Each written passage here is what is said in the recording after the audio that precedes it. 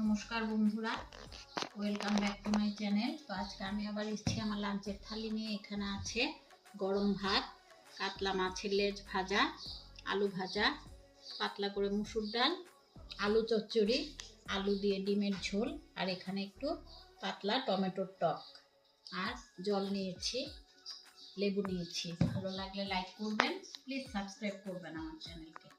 তাহলে খাওয়া শুরু করছি।